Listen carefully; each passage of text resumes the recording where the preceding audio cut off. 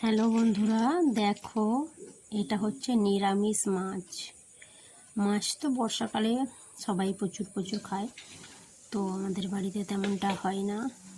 তাই নিরামিষ মাছের জন্য আমি সোয়াবিনটাকে এইভাবে বানিয়ে নিলাম মাছের শেপ দিয়ে।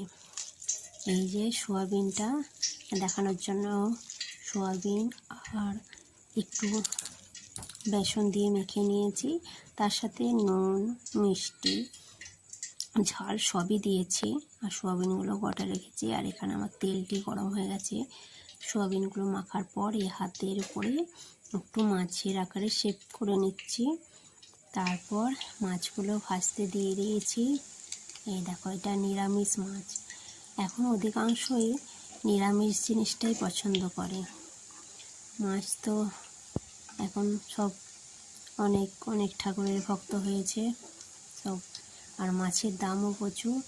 তাই জন্য মাছটা বাদ দিয়ে সোয়াবিনটা যদি খাওয়া যায়, সোয়াবিনে প্রোটিনও প্রচুর আছে নিরামিষ দিনে।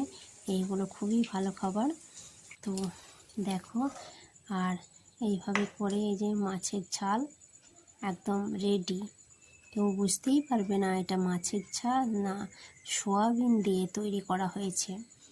দেখো কীভাবে, এই যে আমাদের মাও খেতে বসে গেছে, তো বলছে দারুণ হয়েছে।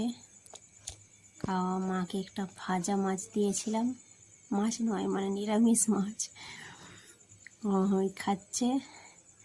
আর মুখে বলছে, ওই আমাকে তো বলতে দিলি না। বলছে আপনি খান আস্তে আস্তে, বলতে হবে না। তো মা আস্তে আস্তে খাচ্ছে। আর এখানে নিরামিষ এই যে